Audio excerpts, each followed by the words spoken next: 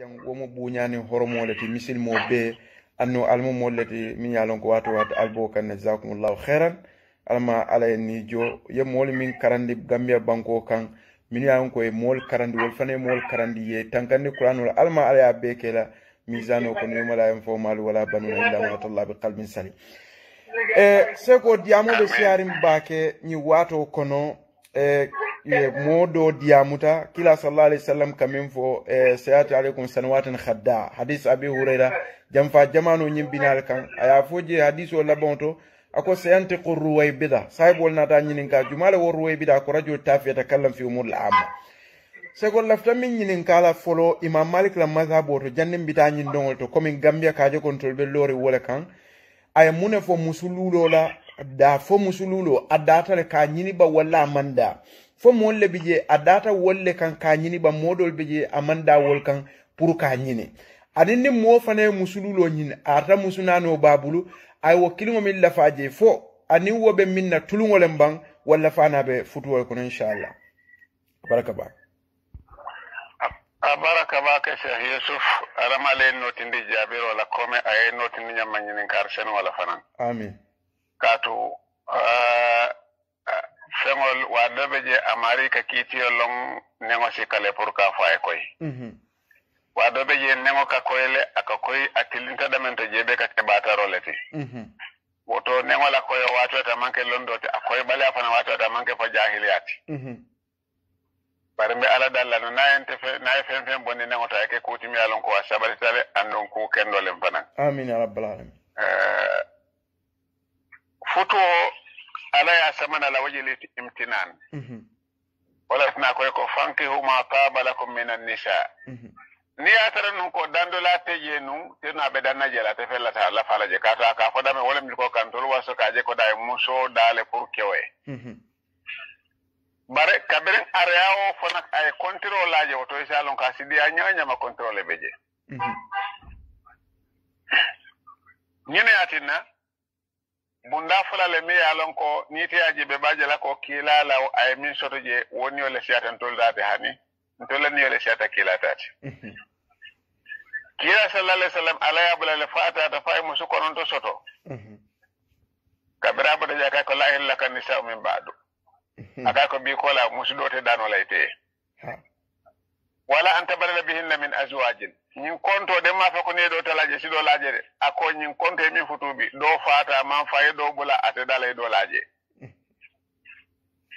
oto kila atila bunda sorontale kabrin tol nata ko nga musuna ni futu bara bunda do yelen toliye ako wa in aratu misidala zawjin makana zawjin oto asidana ni mota ta fo ay musnano sodono ay doje abedo bulale bulanyami alon ko bula fereng e kami foko ha ka kundenden waran ka denden wo mo haramu le ta manke fututi amanke fankoti ya haram fulale sotoje نياتركم مسو اقتربت صلاة العشاء كوالف تكا مسدونيني abe nyindo bola bola nyami yalo ko nindo sola sala safutu atetala la sokono kat nay muso bala kete ajnabi lete ando ajnabi nim fen ko mi yalo ko mahramoy natano la korda killing asay ngay men jen kan ni munem naatu je musolem na manke musota nyanta sera la sokono nin kedo solata la safutu banni atuje ya sisi la musolem atela la pour kedo e musto futu ya laka haramole tay akola namira layno beta makane ha mol bela mo kan seko al mumtaz akola fana ni atroka mariso tamira wo kana kay fere kay o muso nyin ay muso min la kan ay o bola ka tunyi ndo mala muso leti ay o bola kato ko musululu nyango mena duna wakito kono nimbota yesina mura musululu nyango la futo ne nyinin ka malikunda bole ko malikunda man farado bi shay munyi masala kono malikunda man lodu la soto mi ko da maleta moti ni arba mazahibo be e mawali ko musululu nyango a haramu tale ibe mawali ibele kamenda ni wali be te mawali ndindindindin ibele kamenda je ko haramu tale ibnu qudama kabira be nyin ko moni hikaya ka fole ko أجمع أهل العلم على أنه حرام ولا نعلم في ذلك خلافا فمن خالفه ولم يخالف أحد لقوله تعالى فانكحوا ما تاب لكم من النساء مثنى وثلاث ورباع أكوني آيو لا مدلولو ko ala ya konti nyamen muso futu adiate nyamema na adiate ye fulata na adiate ye sabata na adiate ye nanita ako wali te kering lonal tema ko ala ko musunani mi yalon ko lonal mi yalon ko ni ya fe ka fa ko lonal de amta amma ma fa ko min kan di amala de dol min na te lafta ke la ni dia fo lafta ke fan dundi arabu kan wala andi malo mun arabu kan woti wala ka fa ko amol ma karamta ala ko yefula futunyola yesaba futunyola yenani futunyola akafrunga kake kononto de katu kila bele la wate mena kononto le bate bulu ko mu wuliyaleti qur'ano man nawo nyama ni ko talaro ke fulati wala min ko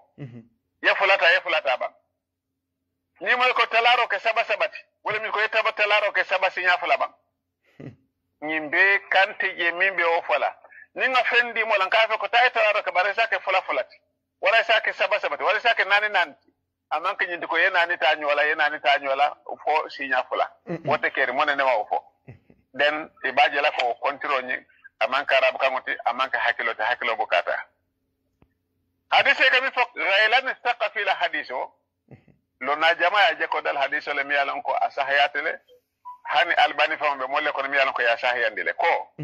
railan kata moti miyalan ko a dunta dino kono wato menna musom babule tata fo musutan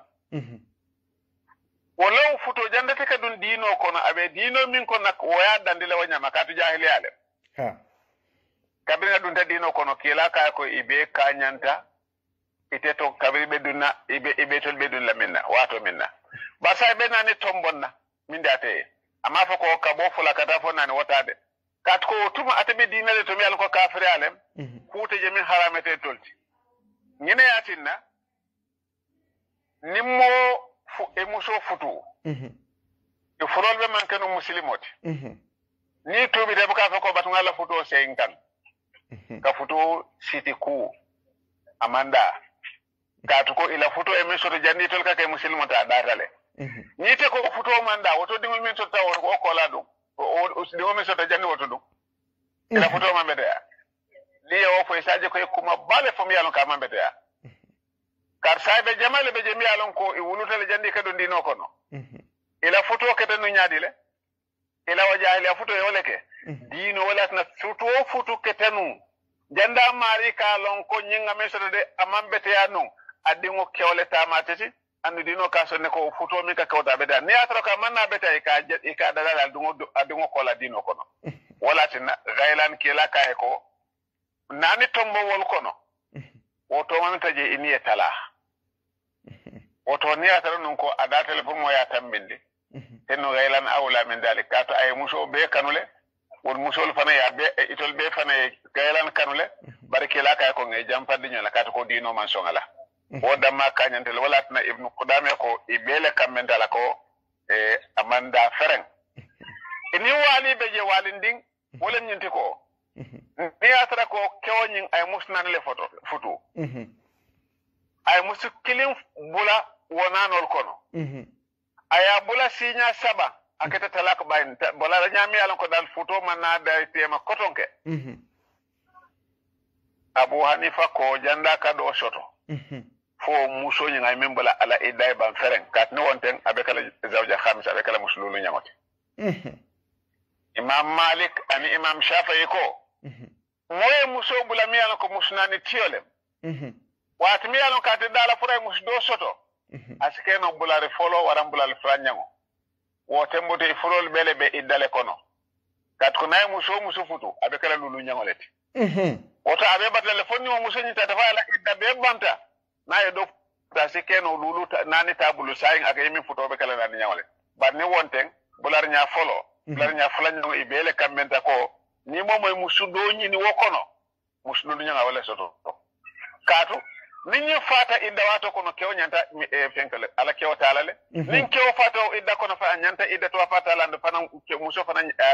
ni soto ala kew to woto wala na ko ate dala pura musu do futu mada ma nyindo la idda mambak ni boto woto fanan ya je ko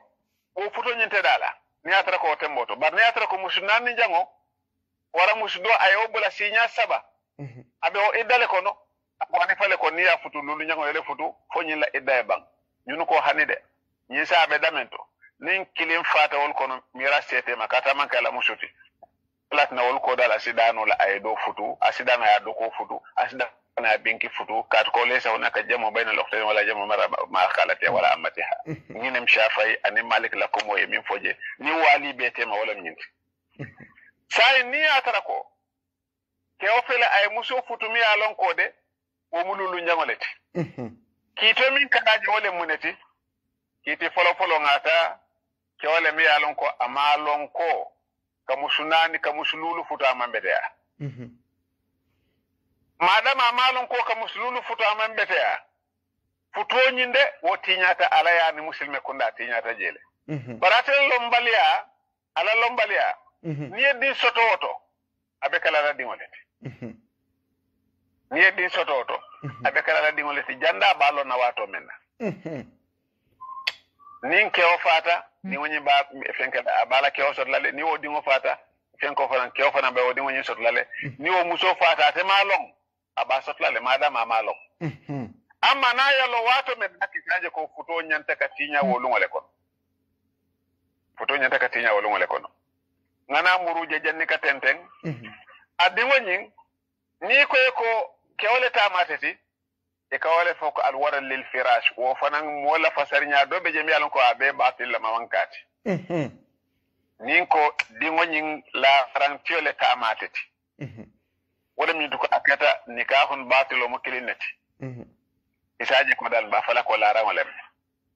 bare dol kami mutako ha moy muso futu aya bulajang atata be orop do nata ni muso e feya ke fayde mo soto ka ake malatam ka tata le foto ka to ko alwala le firasan kay wonte hadiso manna wala de اقتربت ni pasaro صلاة hadiso ko ta المغرب jogo hadiso nata minna musolo mi yalo ka kema bejele akema sontel kanala muso ka futale muso kanen dole ka futa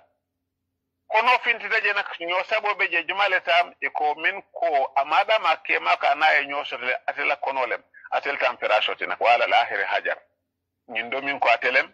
ñanta bunna bero la faafa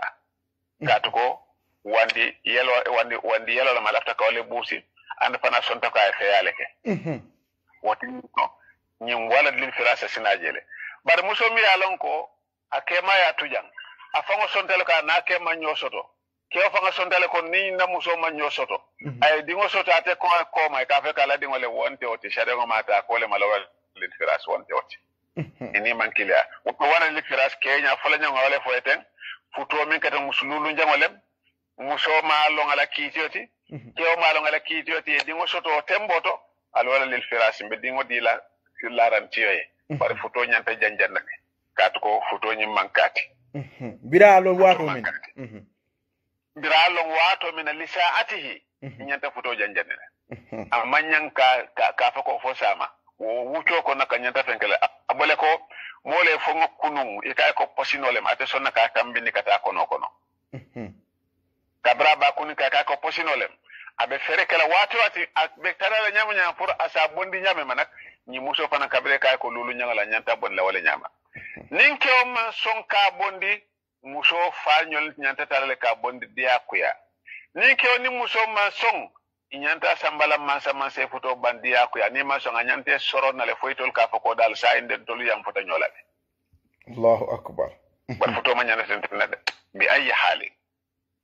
akola min ke o fana yaje ko da hani den te o dal ngaje ko mba futula le ko fase ko le fase ko nyaadi le adna fatwa sharan wala min ko nin karoloda ni o ke o ko dal karo fela lotale manya nala ko motala le Allahu mi yalon ko fatwa ni mi yalon ko ami al awam wal khawas e ka o fonole ni aje ko yede ndije ka to karo lotale fatwa mi yalon ko momo sa fona manda amani karangola ha iko wonyongo nako karo lotale manya nala karo lo nyanyintale sako nako alako Allahu akbar den a haramuta bakele po ko e tenteng ñimu kulet mi alon ko amanke ñinti ko mo kilin kumolem fempen kata muslimi kendo ta manda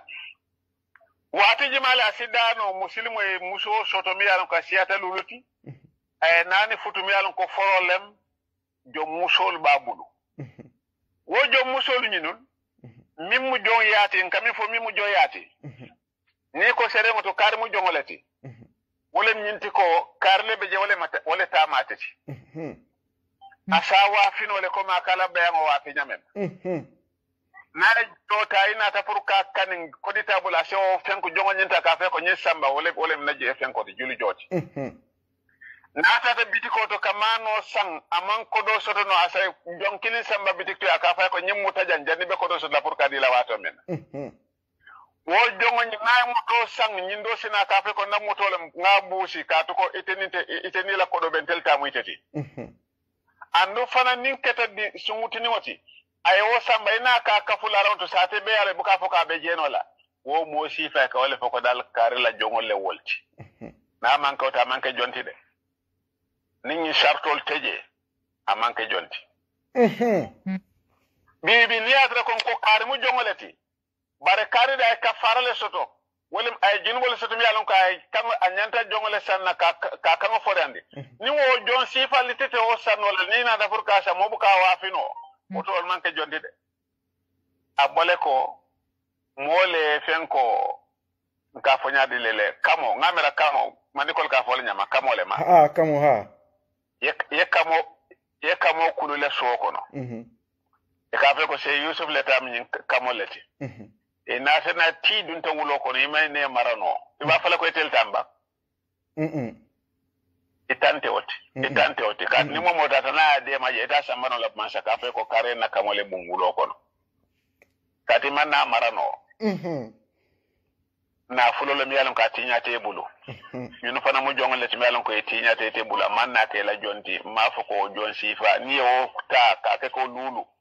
o ye musululu nyangole futu mi yalon ko sere ma man dande ala amankati mo si fere kana dal e jam fajele musululu njango zina muqannan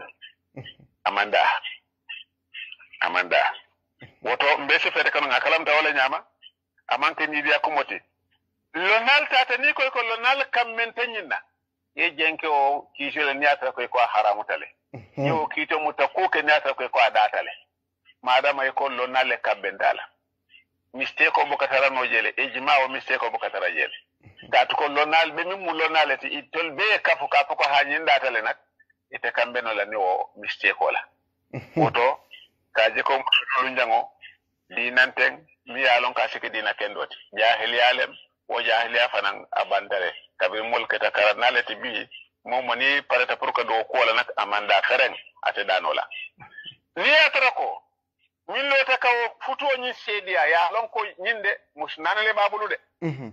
e tawte nyindo ke tol bele den taw junu bola ka to ko tol na tay e jene ya nyi sedia e bele den taw junu bola Allahu akbar fami son ta ka dingo fanandi ka di kare la ka je ko dal hante akan le doron hasika nyanya fo ngadi yala doron ya lon ko e ka ma ko junu bola nak e fanande den taw junu bola wala na ala ko wa ta'awanu alal birri wat taqwa wala ta'awanu alal ismi wal udwan e kare ma ko nyawnya nya maka amma ko mi yalon ko min ba shambala ala nya shila wala kana ma ko kula mi yalon ka ba shambala ala sokola woto e min kam ibuka posino min dala e kaliyele di ala mi yalon ko li foro ayo mi ya fo kare ni aje ngani ndala ngakanule bare ka posino sika ka dela ka fo ngakanule e makanu woto nga fere nga jamfa nyin ko sifala amanda momo ni aje ko afama e musdole nyini mi mululu nya ko ya ba ma jenkendile afoy fama ko e muso mi sambanan amanda abai suwo kono na man song amanke wulula batote de ka bola pura o mutaje ka fa kon fama men kala nyaadile mara amin ko mo karam pali yo gayruhu bi yadi fa illa mi satifa bil jami fa illa mi satifa bi qalbi wa dalika adafu iman mun karolem inyanta folayna ka fa ko ha mus denden o ye muso de jenkendi ye do sambanan ka jenkendi nyaadi arab misalo ka fa likulli saqati laqit ite mala fala bola lo sila fala yew mutaya si suwo kono amanke la musuta amanke wandi musuti pour ye do sambanan amanke oti sala ngaje ko la musolem yemi sama dole manke la musoti sai ni obe tulunga wo musululu njango wo tulu ebe tulunga wo musululu njango ni ya talako amari ya kalamta ka ko ni musululu njango leti na te fata nyinda min jenkendi de min be soko na jenkendi wala si furiya mota bar nyindo manya na furiya nyanta bayla soko de dingol nyanta bayla soko no ya fay ko bojang ite manke musuti Allahu akbar nin kewo be sila fana amanya na fenta la jele ngani na soto pour kala fanyi watin kono asike no kumonyin asina na nyala mi alon ka mambete ya waran fo nyale mandia ani seko asike kuti mi alon ko ma ala sok seko abela kutale janni miyan sodo minute dandana ko janni be bari sa ningo mari tata ako lonnal dol beje e kambenda ko muso man dandula soto ako lonna dolle o fo bari biya o fo amal lonna tol sammana ando aka data le fana sa wo masala be kala nyaadi ni mo ko lonna dol ko muso isa nyinino fo dawda diate ko muso man dandula soto ate ayo nyim fasar wala nyam ako muso man dandula soto niaje ko ngafo ko niata ko muso man nyan dandula soto te no ala ba fala ko fanko mata bala ko minani sa danje ate kontir kala jede ali musul futa diata le nyama ay dawoto ate fella fala jele alaji ka foko lonna sifal siatale niaje ko ala ba fala ko kula jura be nas setan sifa jala mi foje ha min aljinnati wan nas ha gina setano beje adaba di setano bejele ni min kanyi kuma sifa fa adama di setano le minyante jamfalawle e ala dani wata te tankala le Allahu akbar tankande o setani sifala amanda yaje fatwa mu ko fulale talaji moy haramoje ayalon ko haramo ayake junubole babulu bare junubo nyima wara bake ka kami mola mi anu ka aje ko nyimo haramo le tem ako mole ko adatale yaje ka teje haramo so ajin bo so karafulal ando karafulo nya buka kuntu ako nyin kami ke de junubole ma fa yalon ko junubole ba ni diale yatna nak ay wodandi mu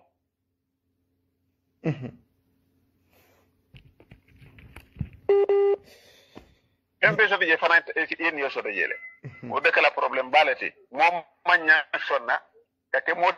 timi alon ko e de junube kunkole toute la dunya ko ne faayila kunko be tamakane o junube kunko be nyaadi le yekko ma fom yalon ko fam yalon ko e ma landi kula amanke ku kendoti amanke to nyaati bar danko e safa ko kare fana nyine bara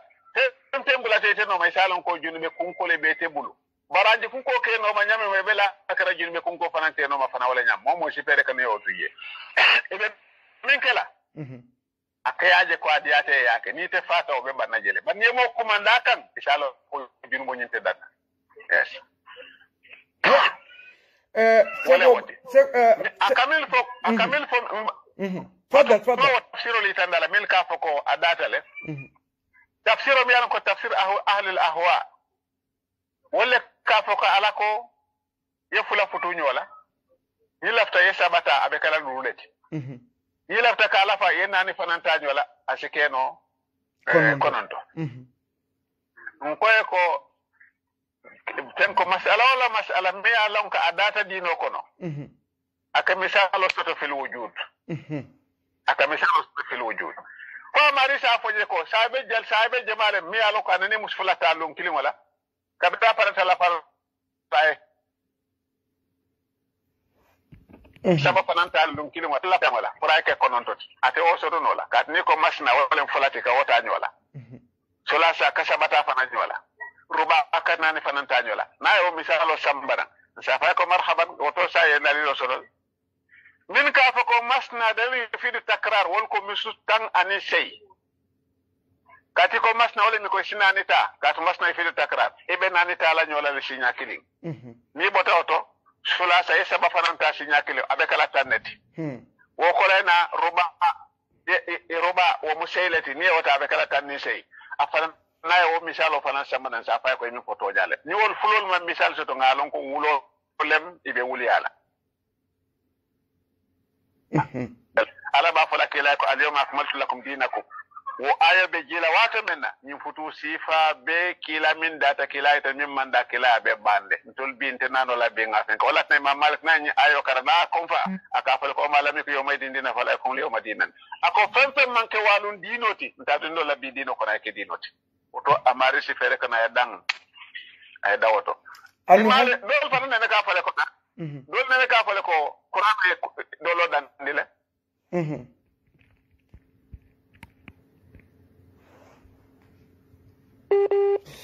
network kata okay ataimo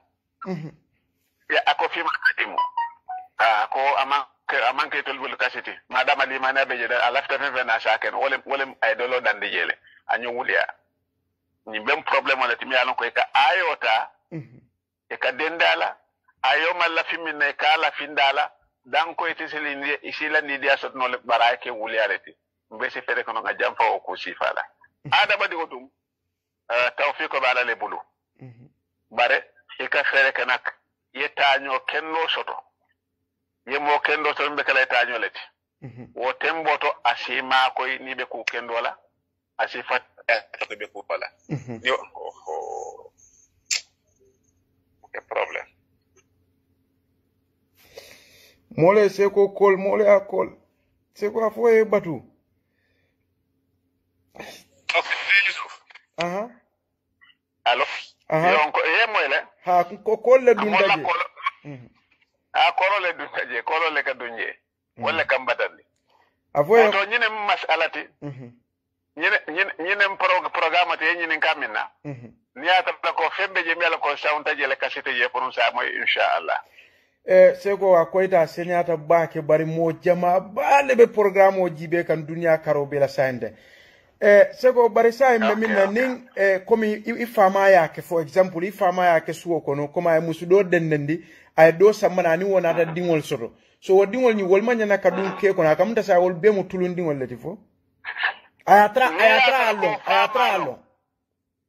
na lo moto ibare ko be manya naka o soto lale ka to ayalo na tawtale